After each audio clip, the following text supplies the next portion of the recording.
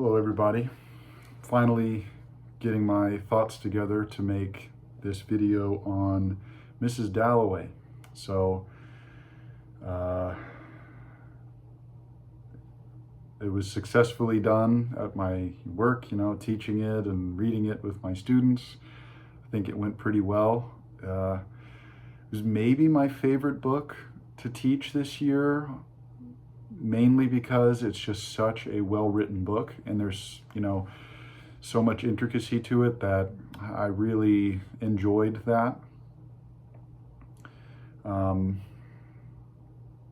We just got done reading The Stranger, which I hadn't read it in about 10 years since I reread it to teach it this semester, and for some reason it just didn't strike me nearly as much. I mean, I was never super into Camus, even when I read it, when I was a junior in high school, but I thought it was decent and, thoughtful and so on. And 10 years on, I thought it much more underwhelming.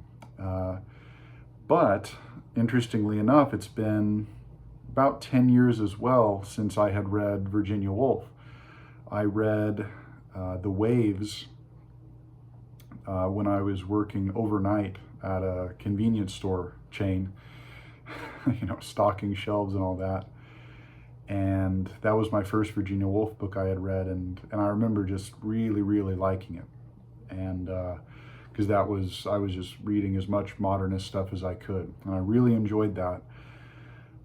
But then I didn't read anything else by Virginia Woolf apart from, Death of the Moth and some of her shorter works until this past semester, or the current semester, but I read Mrs. Dalloway to prepare for the semester. And I was looking forward to it, and I really enjoyed Mrs. Dalloway. So this video is just going to be my thoughts, kind of some of the things that I focused on whenever I was teaching it. Yeah, it's not really going to be, a literary analysis. I'm not going to try to, mimic what they do in the academy today, because I don't really care for that myself personally. But I will give some of my thoughts, talk about some of my favorite passages, and then give my cohesive interpretation of what I think, a decent chunk of the book is doing. So the copy that I read, well, I read two copies. So one copy was the Harcourt, just you can get it everywhere now, the paperback. It got kind of messed up teaching it because I have 3 blocks of classes and I was holding it a lot, and it just kind of withered and whatever. So I left that at my work. But then the other copy I was reading that I really, really enjoyed is this annotated Mrs. Dalloway that's edited by Merve Emre. I'm pretty sure I'm saying that right.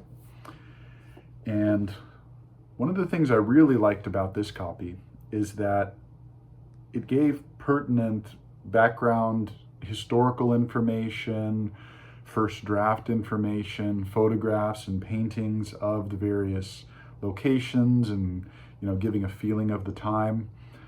And I really like that way of annotating. I don't really want the book interpreted for me. I really avoid that kind of literary analysis or criticism or secondary material. And I really don't have much of that except for a handful of books that I think warrant it, like, The Divine Comedy or Joyce's Finnegan's Wake or The Anathemata by David Jones. Just a handful of books that I think warrant that. The older you go, the more it makes sense, maybe some stuff on Homer, some stuff on, Chinese poetry, so on and so on. But I really appreciated this method of annotation, and it was really valuable. I think it was valuable to my students too, what I filtered through to them. So anyway, this is going to be the copy I'm referring to when I give, page numbers and so on and, whatever. So I think let's just get into it. So 1925, Mrs. Dalloway, so it's 3 years after Ulysses, which I think is obviously relevant because Ulysses covers a day in the life of mainly two Irishmen are the two major characters, in addition to Bloom's wife at the end. Virginia Woolf read it. I'm not really going to get into her thoughts on Ulysses, but it was obviously a significant work in her mind.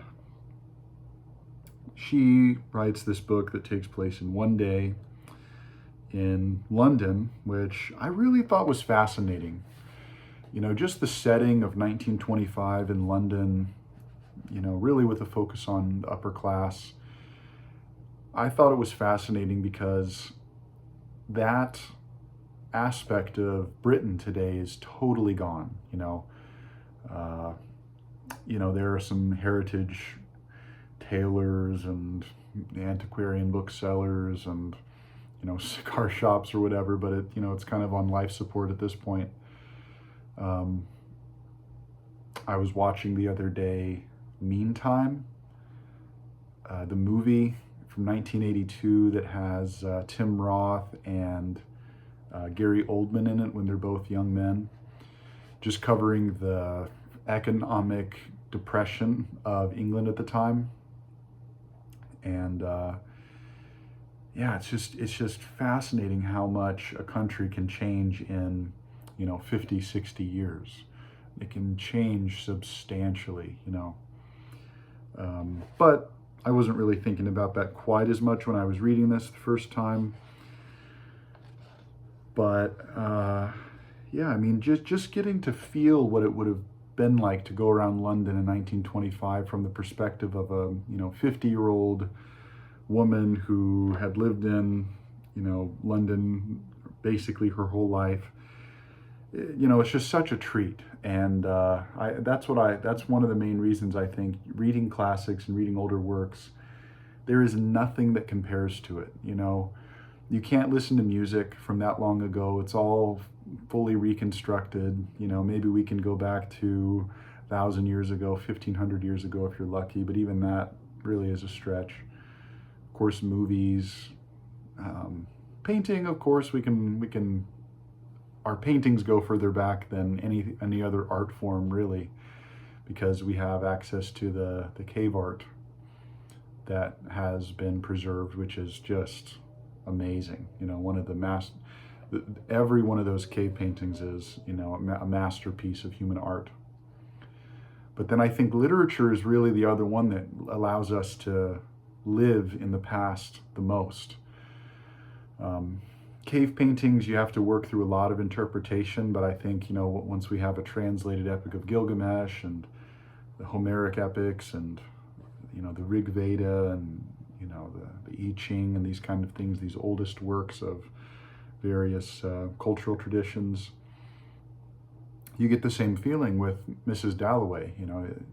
Like Joyce said, you can recreate Dublin from Ulysses, and I think you get a full recreation of London in 1923 in Mrs. Dalloway, and I just loved that. I just loved every page of it for that reason.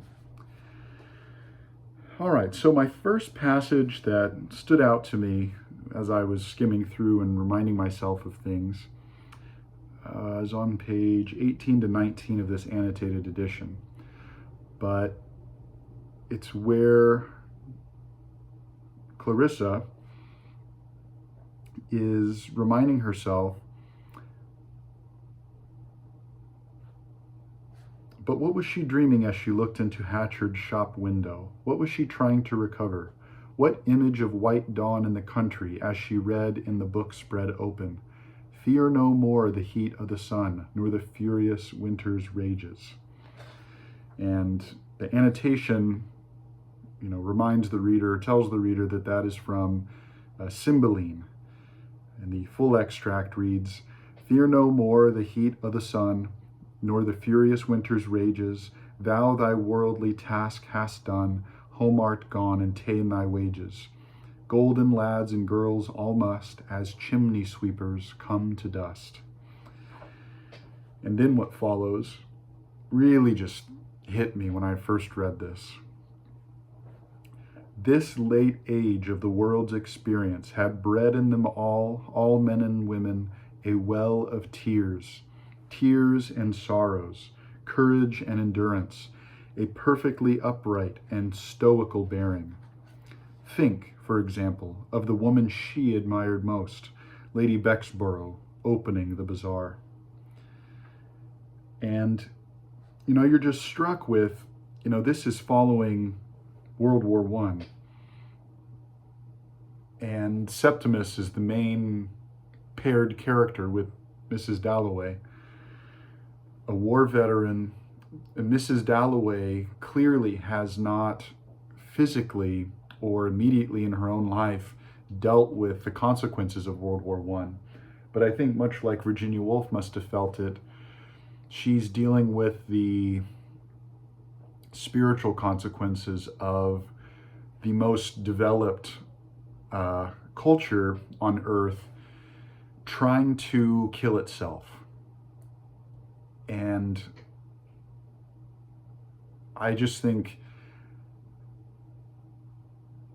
fully trying to encompass that personally in a work of literature, just trying to deal with what World War I meant.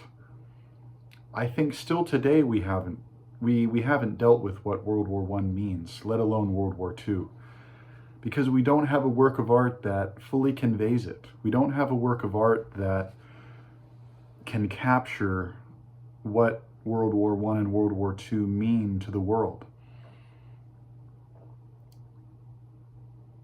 Because it is totally true that this late age of the world's experience had bred in them all a well of tears, and only the most callous and cold and, maybe you could say rational people could run away from it fast enough. But of course, all the artists and all the, the actual deep thinkers and the, people who are sensitive felt it fully.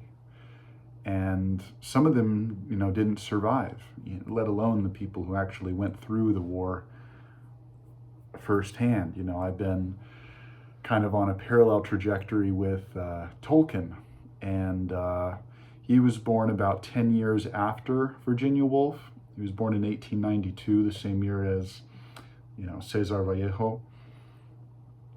And, as a young man in his early 20s, he was fighting in the trenches in France.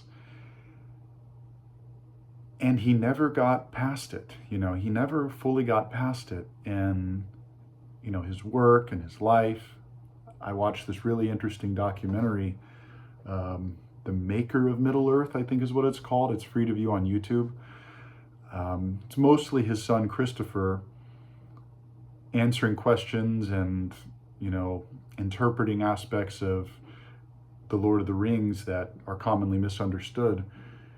And one of the most striking moments in the documentary, I felt, was a younger friend of Tolkien who was in the clergy, and he said that when you'd interact with Tolkien long enough, he was a jovial man, and he'd make people laugh, and he had a good sense of humor, and people liked conversing with him. But there was always an underlying melancholy to him, and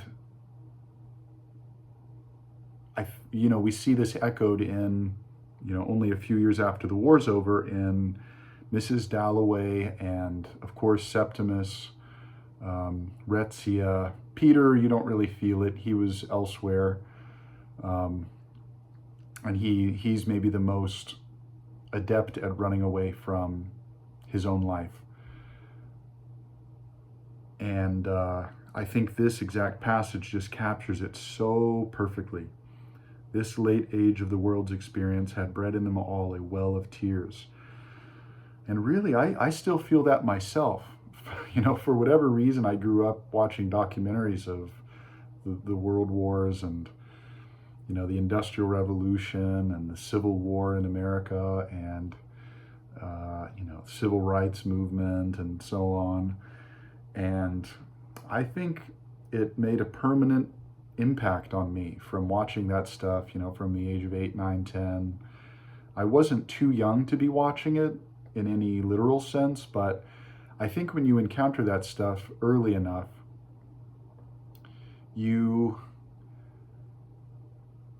have to take account of that in your view of the world. And I think people who are more sheltered for a variety of reasons end up with like just a permanently immature worldview, which might be good in the short term, but I think it can create a diseased society when a large enough percentage of people have an immature worldview in that way, which in the end is maybe what led to World War One.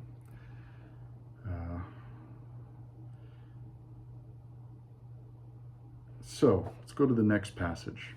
The next passage that really struck me as I was looking through this again is the solitary traveler passage that for me is on page 82 to 83.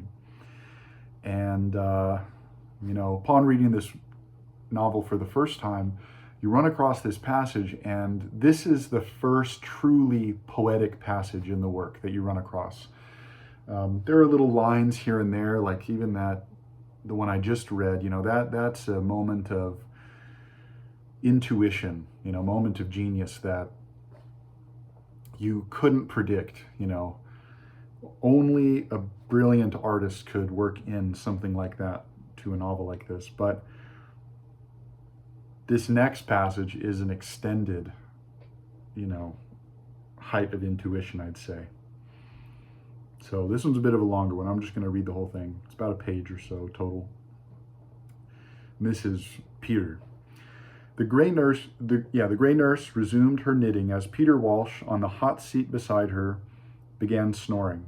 In her gray dress, moving her hands indefatigably, yet quietly, she seemed like the champion of the rights of sleepers, like one of those spectral presences which rise in twilight in woods made of sky and branches. The solitary traveler, haunter of lanes, disturber of ferns, and devastator of great hemlock plants, looking up, suddenly sees the giant figure at the end of the ride. By conviction an atheist, perhaps, he is taken by surprise with moments of extraordinary exaltation. Nothing exists outside us except a state of mind, he thinks, a desire for solace, for relief, for something outside these miserable pygmies, these feeble, these ugly, these craven men and women. But if he can conceive of her, then in some sort she exists, he thinks, and advancing down the path with his eyes upon sky and branches, he rapidly endows them with womanhood, sees with amazement how grave they become, how majestically, as the breeze stirs them, they dispense with a dark flutter of the leaves, charity, comprehension, and absolution, and then, flinging themselves suddenly aloft, confound the piety of their aspect with a wild carouse. Such are the visions which proffer great cornucopias full of fruit to the solitary traveler, a murmur in his ear like sirens lolloping away on the green sea waves, or are dashed in his face like bunches of roses, or rise to the surface like pale faces which fishermen flounder through floods to embrace.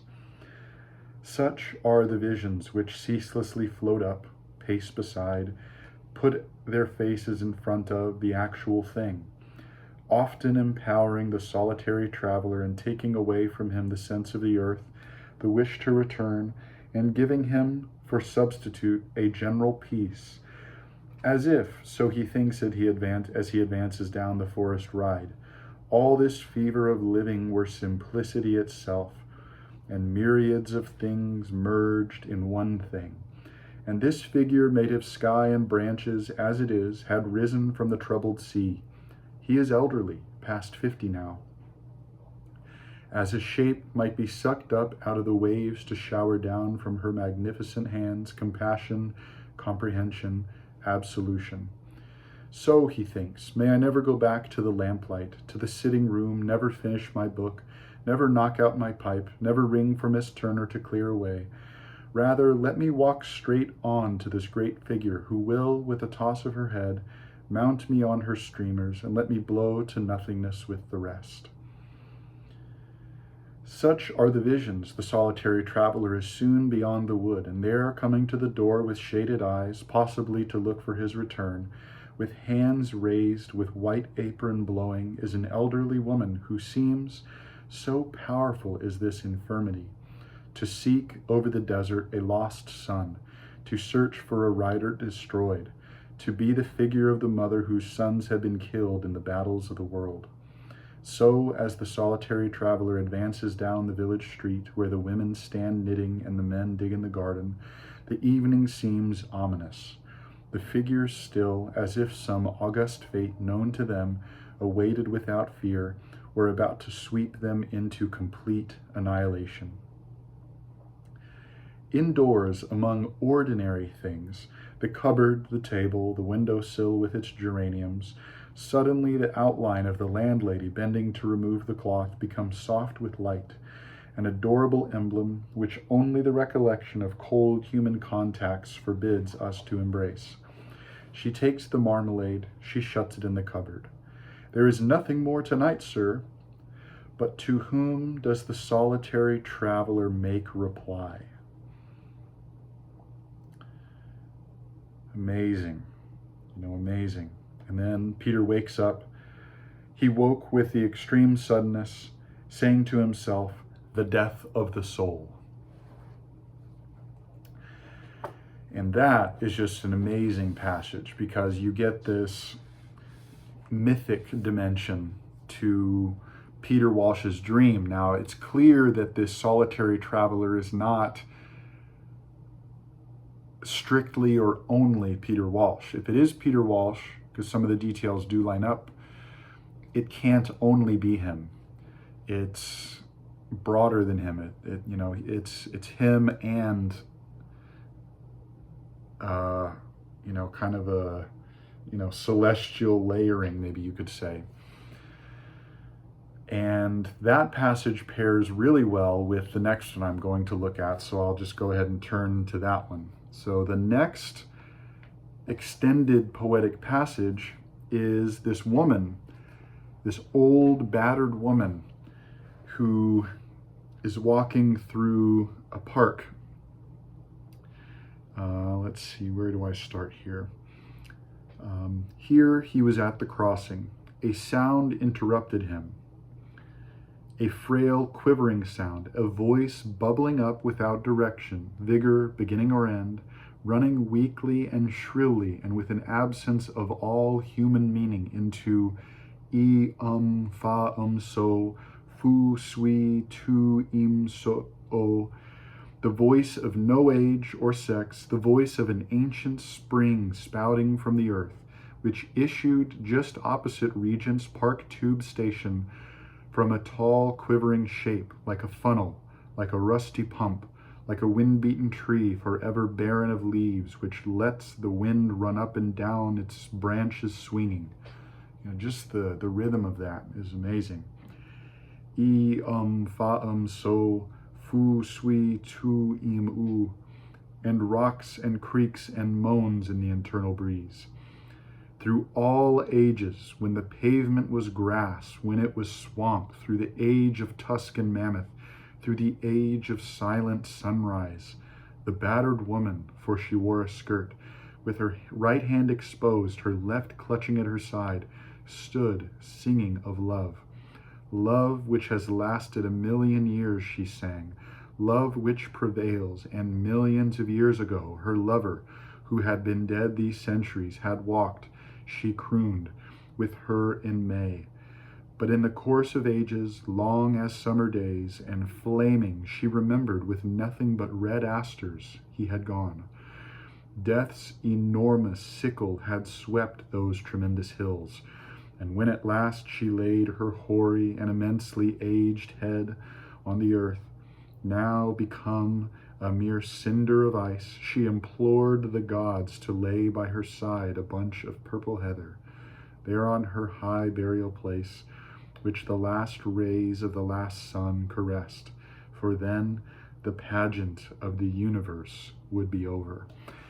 And that's another one of those mythic passages that I pair with the solitary traveler, because we get existing at the same time. We get the past existing with the present. You know, the grass and the marsh exists along with the pavement of the road. And inevitably, this road is what, 300 years old, 500 years old. Maybe the oldest road in London can trace its age back to when Rome, conquered, as far as pavement goes, 2,000 years ago at most.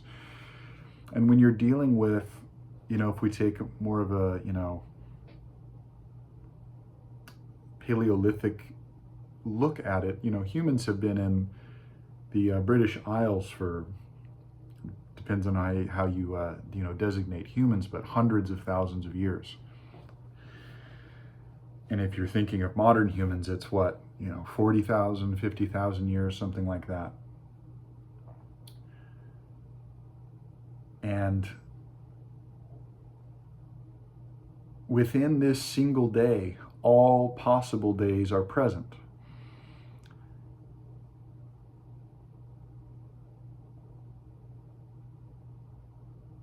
Oh, there is this quote. Oh man, was it? Oh, I was watching a discussion with Ian McGilchrist and Alistair McIntosh that was really fascinating. And it was something like the present is the frame of eternity, or something like that. If you remember that quote, I'll look it up after this video, but if you want to throw it in the comments, it was really fascinating. And yeah, but anyway, that's what comes to mind with this passage.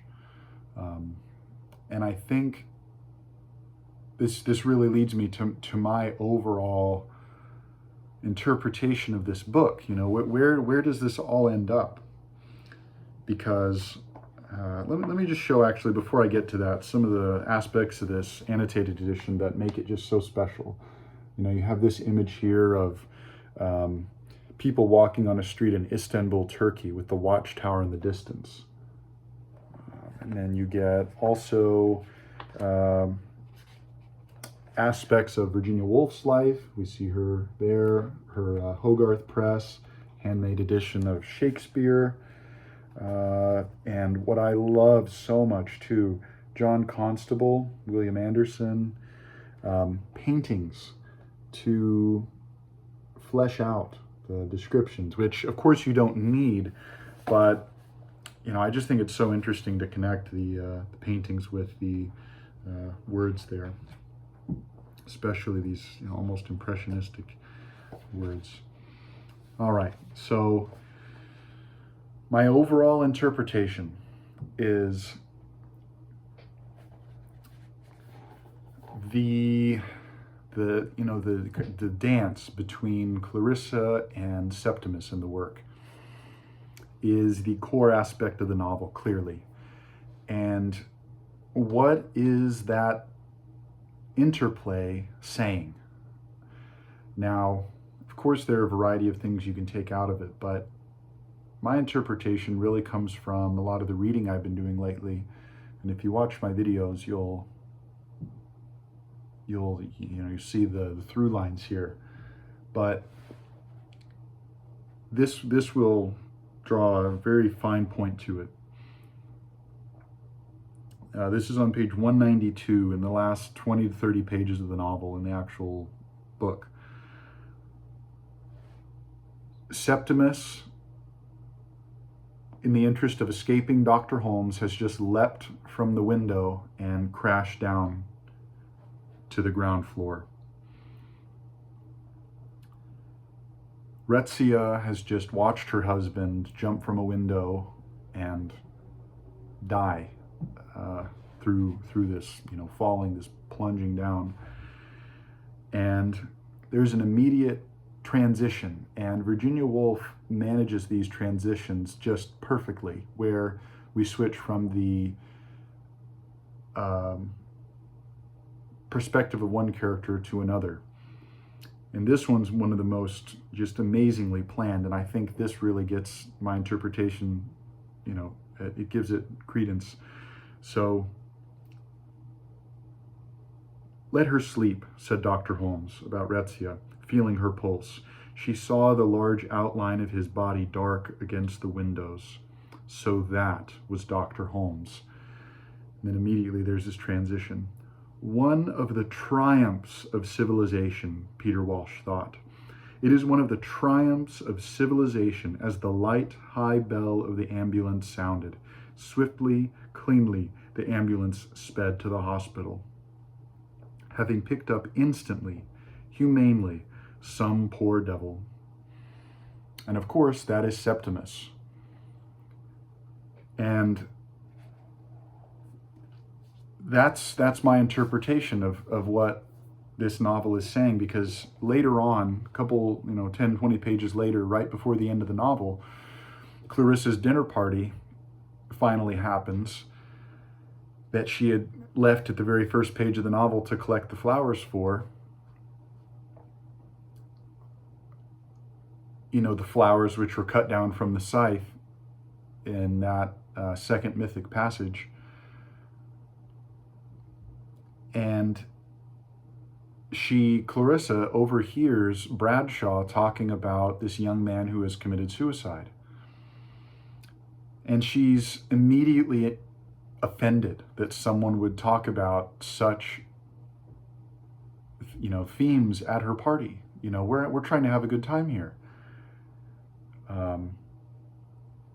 After she spent a decent chunk of the day thinking about her own mortality. And as the party continues, page by page, we see a transformation in Clarissa's mind where she starts to think more about this young man's death.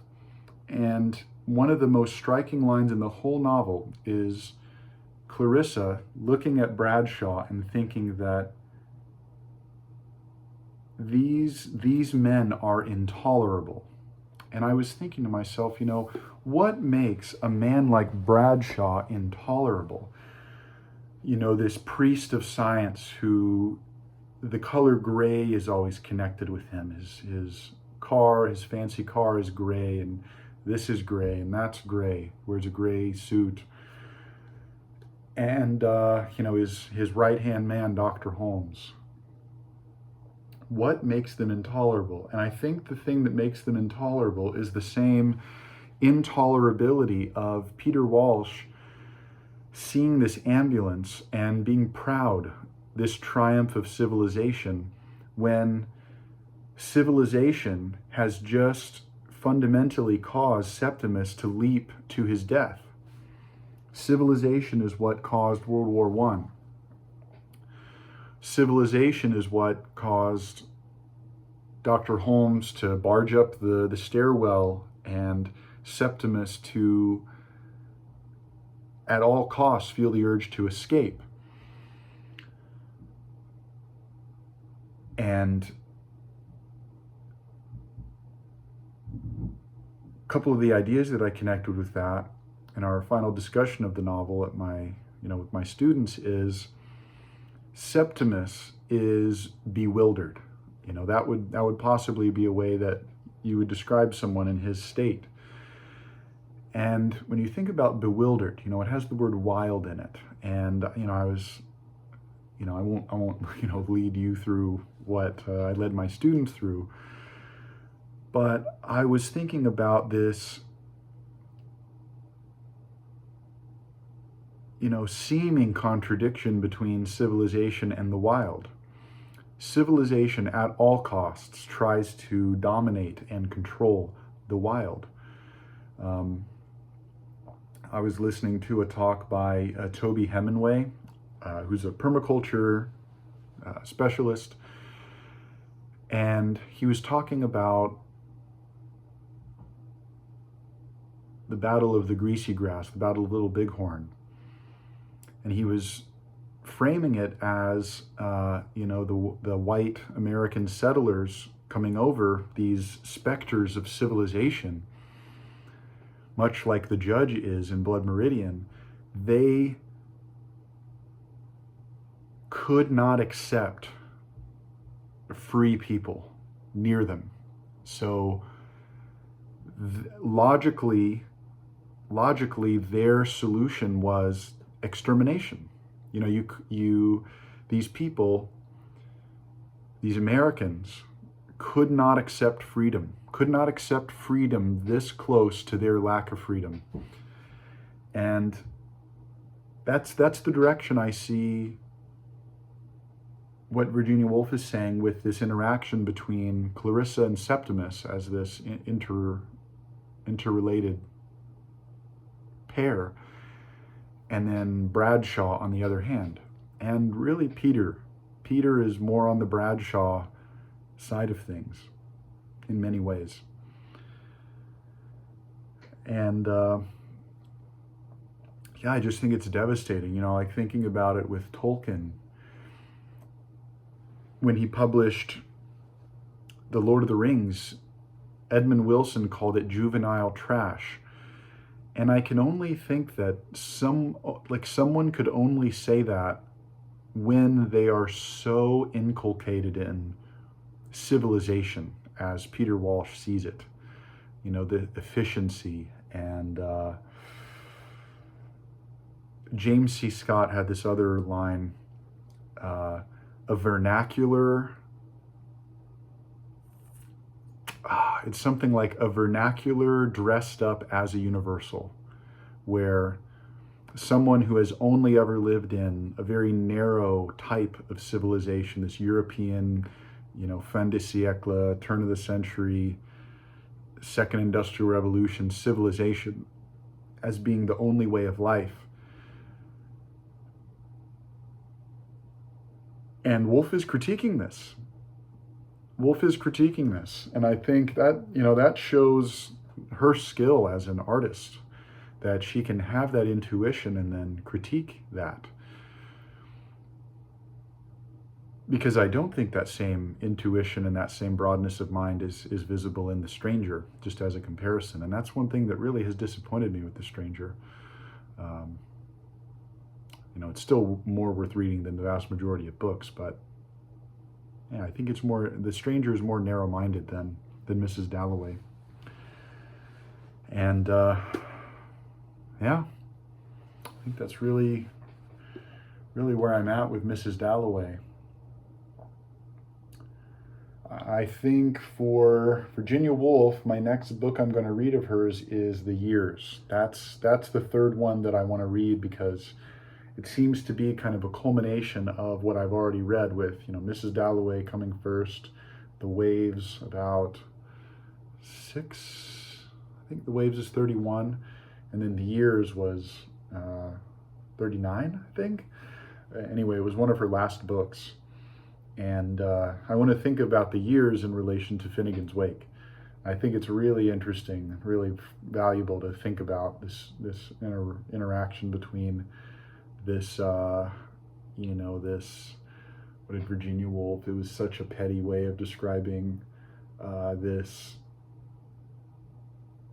it was like this like schoolboy or like workman of Joyce, you know, because he's an Irishman from this colonized country and all this kind of thing, this low down guy. And then, you know, what he produces, you know. Because if you ask me, Joyce is the supreme artist of that time, literary artist of that time. And I think to a large degree Virginia Woolf recognized it, but yeah, it's extremely valuable to think of their works in connection. All right, well, the light is fading, and that's really all I had to say. Somewhat disjointed at the end there, but I'm still trying to figure it out, I suppose. So yeah, I hope you enjoyed. Definitely let me know what you thought of Mrs. Dalloway. It's an excellent book. Glad I read it. So, all right. Yeah, Death is a Gang Boss.